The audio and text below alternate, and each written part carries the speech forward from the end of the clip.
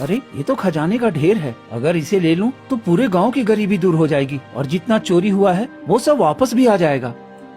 मुझे ले लो तो तुम्हारी सारी तकलीफें और पूरे गांव की तकलीफ दूर हो जाएगी। फिर मदन 2 कदम आगे बढ़ता है और रुक जाता है।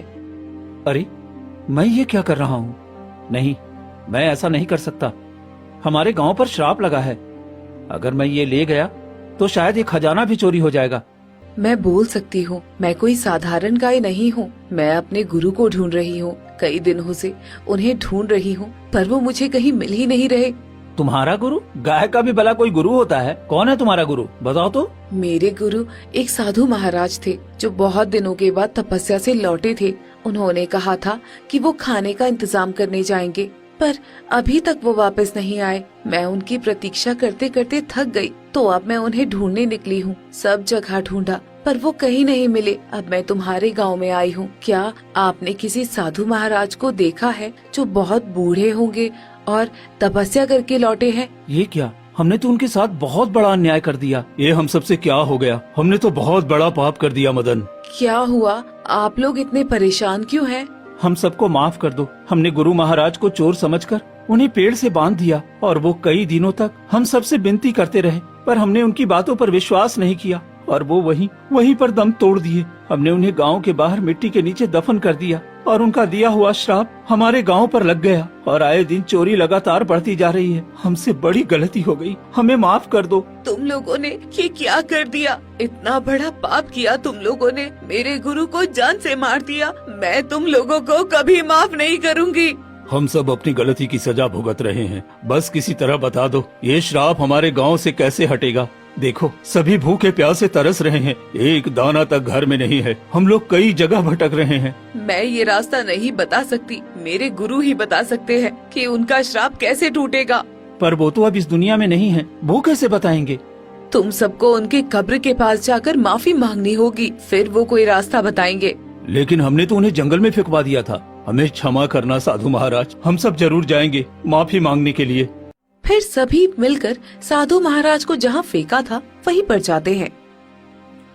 साधु महाराज हमें माफ कर दीजिए, हमने आपकी बातों पर यकीन नहीं किया और हम सब इतनी बड़ी भूल कर बैठे। हम आपसे माफी चाहते हैं, आप हमारे गांव पर से ये श्राप हटा दीजिए, हम सब पर रहम करिए। हाँ साधु महाराज, हम सब पर रहम करिए, हमें माफ कर दीजिए। हमारे छोटे छोटे बच्चे भूखे हैं, हम पे रहम कीजिए।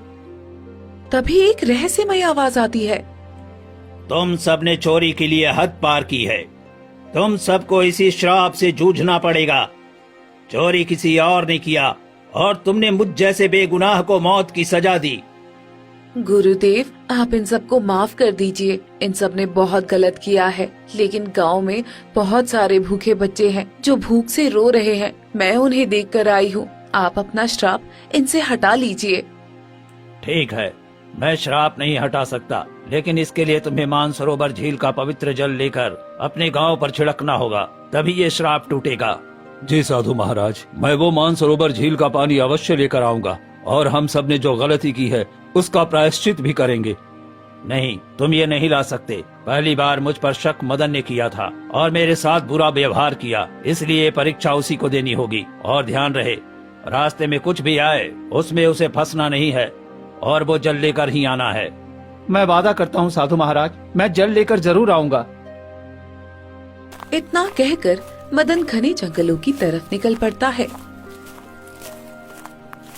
और कुछ ही दूर जाने के बाद उसे ढेर सारा खजाना दिखता है। अरे ये तो खजाने का ढेर है, अगर इसे ले लूं तो पूरे गांव की गरीबी दूर हो जाएगी और जितना चोरी हुआ है वो सब वापस भी आ जाएगा। मुझे ले लो तो तुम्हारी सारी तकलीफें और पूरे गांव की तकलीफ दूर हो जाएगी। फिर मदन 2 कदम आगे बढ़ता है और रुक जाता है। अरे मैं ये क्या कर रहा हूँ? नहीं, मैं ऐसा नहीं कर सकता। हमारे गांव पर श्राप लगा है, अगर मैं ये ले गया तो शायद ये खजाना भी चोरी हो जाएगा। नहीं, मुझे आगे बढ़ना चाहिए। तभी खजाना मिट्टी के ढेर में बदल जाता है। अरे ये क्या, ये तो भ्रमजाल था। हाँ, बाल बाल बच गया मैं। थोड़ी दूर जाने के बाद ही मदन मानसरोवर झील के पास पहुंच जाता है। तो यही मानसरोवर है, मुझे जल्दी से जल लेकर वहाँ लौटना चाहिए। जैसे ही मदन जल लेने झुकता है, तभी एक रहस्यमयी आवाज आती है। तुम ऐसे जल नहीं ले सकते। अगर तुम्हें जल चाहिए तो मेरे प्रश्नों के सही सही उत्तर दो, तभी मैं तुम्हें ये झील का जल दूंगा। ठीक है, मैं तुम्हारे प्रश्नों के उत्तर देने के लिए तैयार हूँ। बताओ, मैं अंधेरे को भगाऊं, घर आंगन सजाऊं, बिना हाथ पैर के हर कोना रोशन कर दूं, मैं कौन हूँ? मदन सोचता है, फिर बोलता है। झील महाराज, इसका उत्तर है उजाला। उजाला एक ऐसी चीज है जो बिना हाथ पैर के कोने कोने रोशनी देती है। तुमने बिल्कुल सही जवाब दिया। अब जल ले जा सकते हो। फिर मदन जल्दी से मानसरोवर झील का जल ले आता है और गांव की तरफ निकल पड़ता है और कुछ ही देर में मुखिया के पास जाता है। तुमने बहुत अच्छा काम किया है मदन। अब जल्दी से इस जल को हमारे पूरे गांव पर छिड़क दो ताकि ये श्राप खत्म हो जाए। मदन गांव में पवित्र जल छिड़कता है। तभी तेज रोशनी फैलती है और पूरे गांव में चोरी किया हुआ सामान वापस आ जाता है। ये क्या, हमारे घर में फिर से अनाज भर गया। देखो, सबके दरवाजे पर अनाज वापस आ गया है। हाँ मुखिया जी, हमने बहुत बड़ी गलती की थी साधु महाराज जी के साथ। हमें इसका प्रायश्चित करना चाहिए। हाँ, तुम ठीक कहते हो मदन। जहाँ हमने साधु को लावारिस की तरह फेंका था, वहाँ पर हम एक मंदिर बना देंगे ताकि हम उनकी पूजा कर सकें। हाँ, यही ठीक है। साधु महाराज की कृपा हमारे घर और गांव पर बनी रहेगी और फिर कभी चोरी नहीं होगी। ठीक है, कुछ ही दिनों में हम वहाँ एक मंदिर बना देंगे। और उस दिन के बाद से गांव में चोरी होना बंद हो जाता है और मुखिया और गांव वाले मिलकर साधु महाराज के लिए एक खूब सुंदर सा मंदिर बना देते हैं और सुबह शाम वहां दीपक जलाकर साधु महाराज की पूजा करने लगते हैं और इस तरह पूरा गांव खुशी पूर्वक रहने लगता है।